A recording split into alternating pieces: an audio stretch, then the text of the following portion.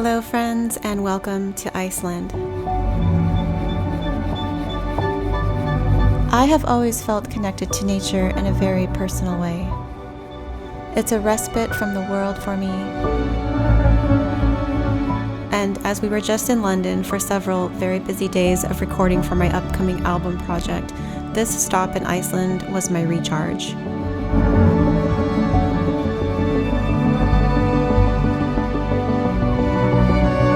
This episode is a bit longer than my typical length. As you'll see toward the end of this adventure, things take an unexpected turn as we receive devastating news from home. And as I've been editing this and putting the story together to share with you, I felt it would honor that part of this journey best to give it that extra space to breathe and fly. After having just left London, this leg of the trip is a return home. And instead of a quick layover in Reykjavik airport, we took an option to extend our layover for 5 days at no extra cost to our ticket. Seriously, my favorite chocolate in the whole world, and we're gonna stock up. This was our first time stepping outside of the airport here to explore the beautiful landscapes of Iceland.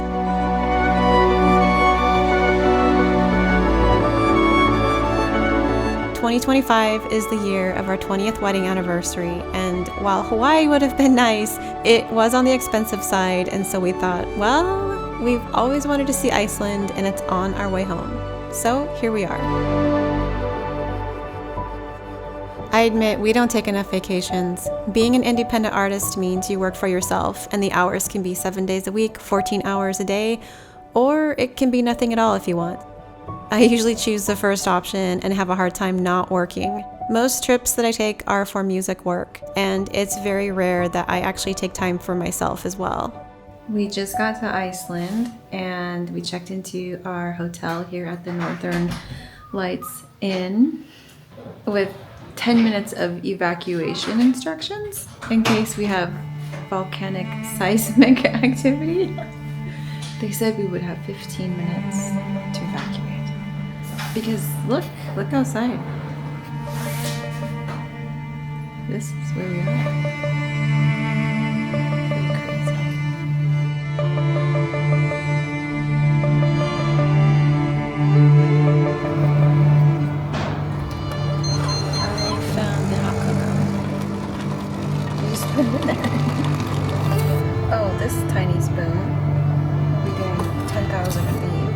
And I will say that the weather on this trip was, well, it was extremely windy and cold, but hey, it is Iceland.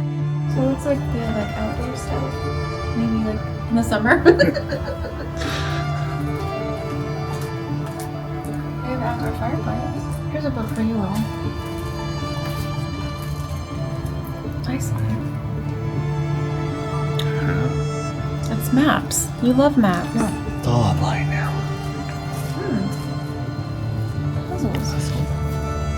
Thanks to friends who had been to Iceland before, we got some great recommendations of things to see, starting with the Blue Lagoon. The Blue Lagoon is one of the most iconic Icelandic things to do, and after a busy week in London, lounging in a hot geothermal pool sounded pretty nice. These pools are filled with rich minerals, silica, and algae, offering both relaxation and skin benefits.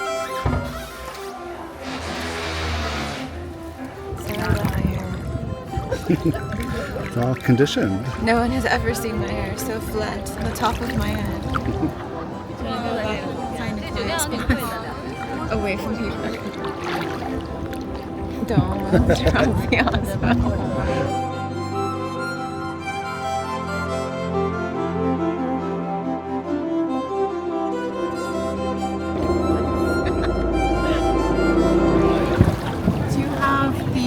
Algae mask. About the eye area, and then just wash it off with fresh and cold water for a second.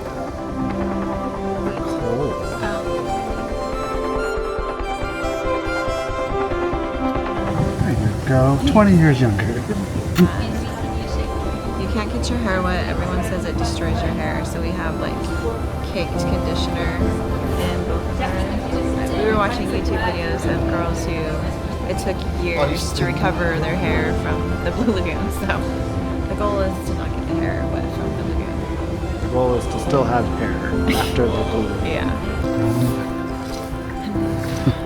Okay. Eskimo. We were hoping to see the Northern Lights while we were staying at the Northern Lights Inn, but it was a night of pelting ice and snow, high winds, and possible volcano eruption. No big deal.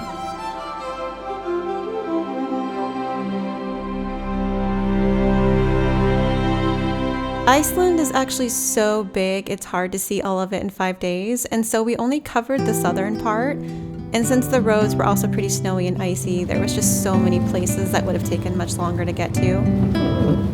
We definitely would love to come back in the summer when things are greener. But one of the most magical things about Iceland are the incredible waterfalls.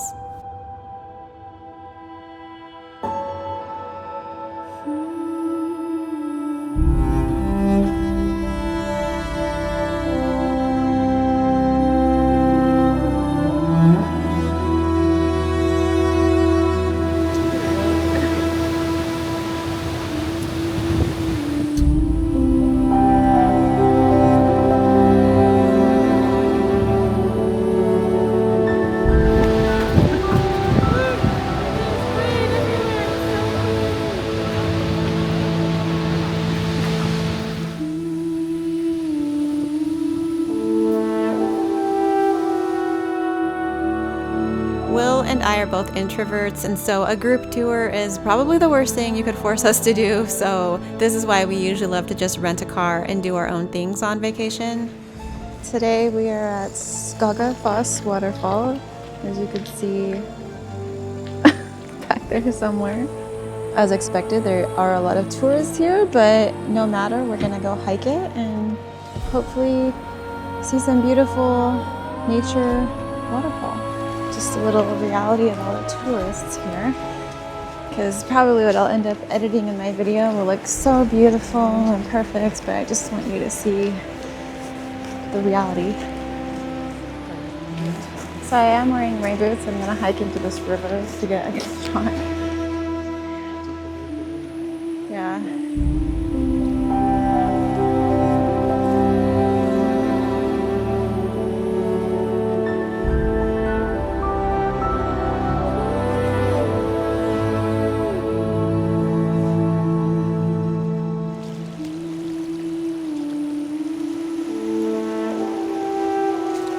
There's Skagafoss Waterfall.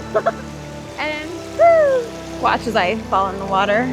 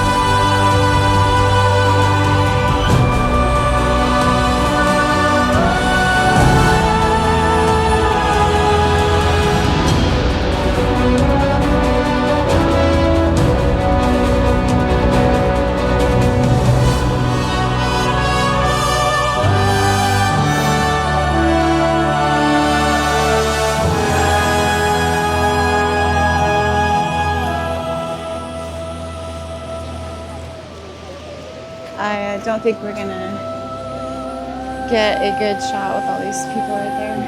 The front of the line. Yeah. Wait. Let's maybe the next waterfall we stop at be one that is harder to get to. Like the one you suggested before this one. I just didn't want to hike in my boots. One of our adventures was exploring the Yoda Cave, which is a little bit of a hike to get to, but once you get there, the cave opening looks like the character Yoda from Star Wars. You ready?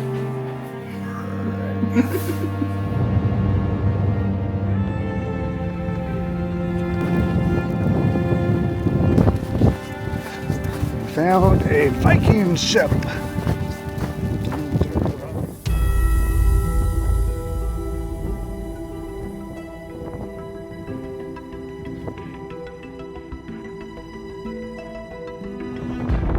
The wind was so strong on our hike that we actually ended up being the only people there, and it was strong enough to hold me up if I leaned into it. Pretty crazy.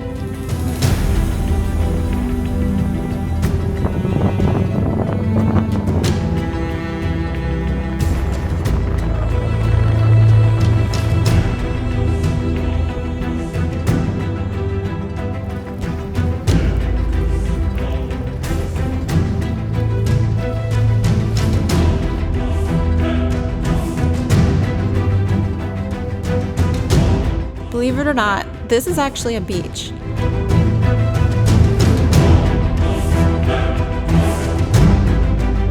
Iceland is famous for its many black sand beaches, but the Yoda Cave location was not the most famous black beach, but we're headed there next.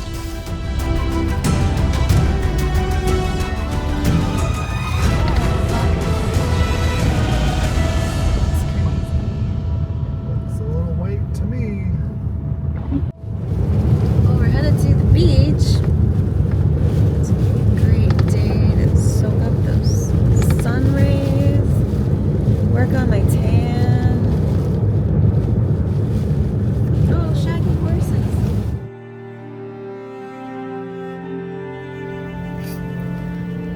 Look at all those crazy people.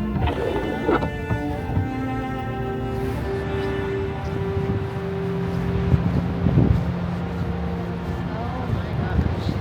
Okay, I have never seen waves this huge. We're at the Black Beach.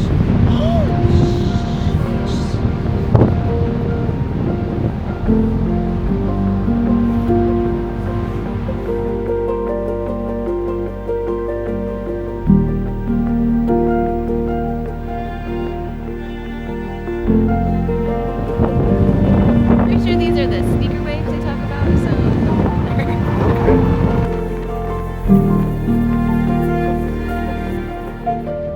Like I said, I love the outdoors. It has proven to be one of my most favorite places to find myself, to hear myself think, and to just feel at peace. I don't think anything could have prepared us for the news that we got the next morning, though.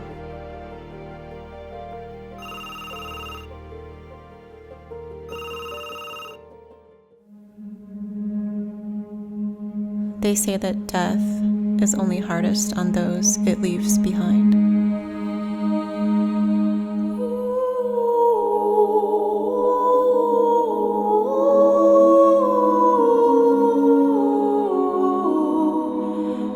On our second to last day of our trip, this day in particular proved to be a day where Will and I both needed some time in nature as we received some very sad news earlier that morning.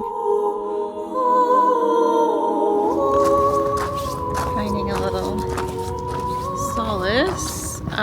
Today's kind of I don't know, it's kind of a weird day because we woke up this morning to some really sad news that our sister-in-law, Dylan, passed away yesterday. She had been battling breast cancer and was doing really well and had just started another round of chemo and just, yeah, it was just really, really unexpected and surprised all of us. Just, I'd been Marco Poloing with her for the past couple of months and just talked to her last week. So yeah, it's just all, I don't know, just kind of makes you really remember what's important. Yeah, I just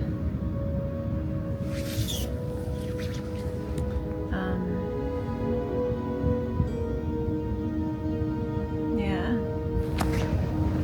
By the way, I'm not one to I don't do a good job of sharing my emotions. I don't like to cry. I did cry today. Like, I am very sad.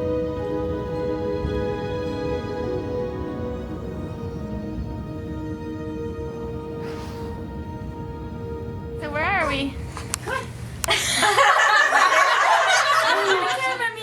Smile for the camera. Is that your mom? Vicky! Look at Sutaki. Say hello! Hi, Daniel and Dylan. Daniel! Daniel, what are you doing here? Skiing!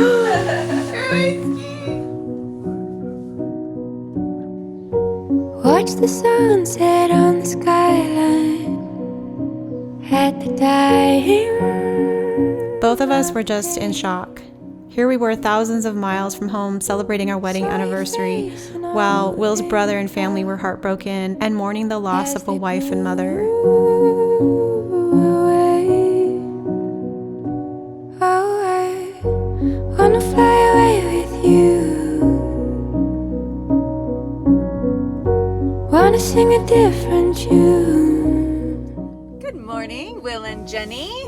Thank you for your Marco. That was very fun. Thank you for the snippets of the beach and the ocean. More snippets of the beach and the ocean. Watch the stars shining. We found ourselves driving around, not speaking very much, but just sitting there thinking about Dylan, Will's brother Daniel, and their 4 girls. We felt so far away from the rest of the extended family who were all having group text threads discussing arrangements. We just felt helpless, devastated, and just needing time to process the news. Wanna fly away with you. So many times I would find myself just staring out at the clouds or looking out over a vista or overlook and just thinking of her. Dylan, where are you now? Are you at peace? What can I do? Someday.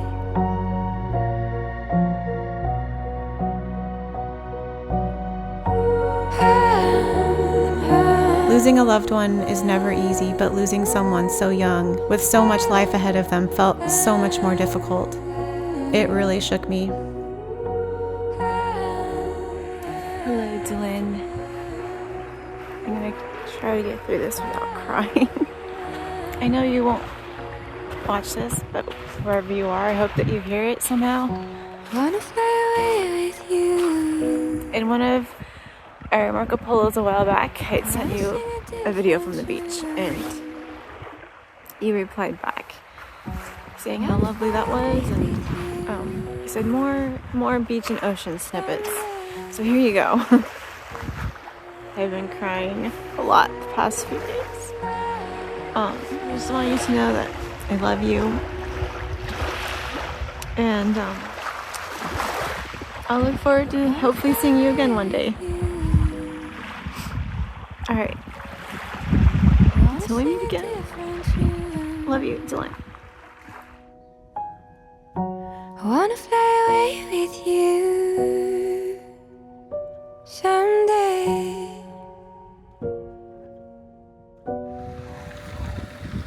Finally in Reykjavik, our last night here, and we're kind of having a hard time finding our hotel and navigating the streets. We're okay if we don't look too close into the mirror. The street is rainbow. It's so cool. Rainbows are a symbol for many things.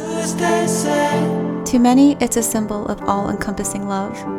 let it all go for now. To some, it's a symbol of promise of good days ahead. And for others, it's simply nature's way of saying it's going to be okay. Nature in all its splendor is once again a healer.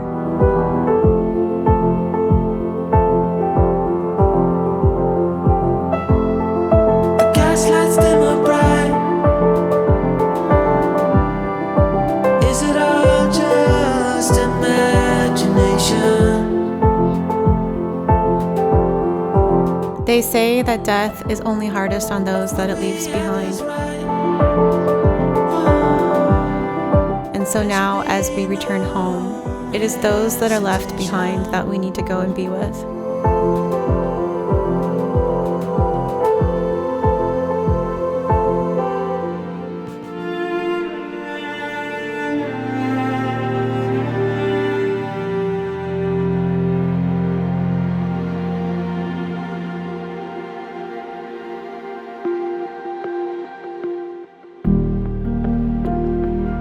See you in the next episode.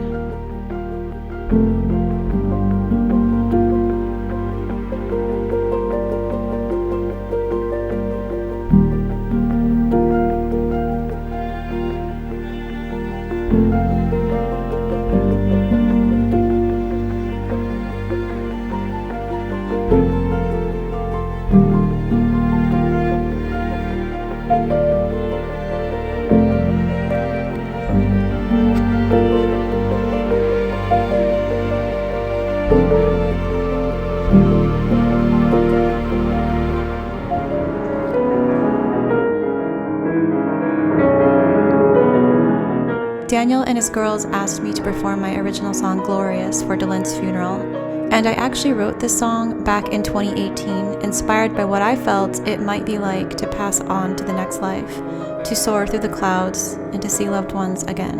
This is an older video, but if you want to learn more about the story behind that song, you can click the video here. And lastly, if you are enjoying my docuseries so far, please take a moment to subscribe and follow along for future adventures. I put so much love and effort into creating these episodes for you, and I hope you're enjoying them. Thanks for following along.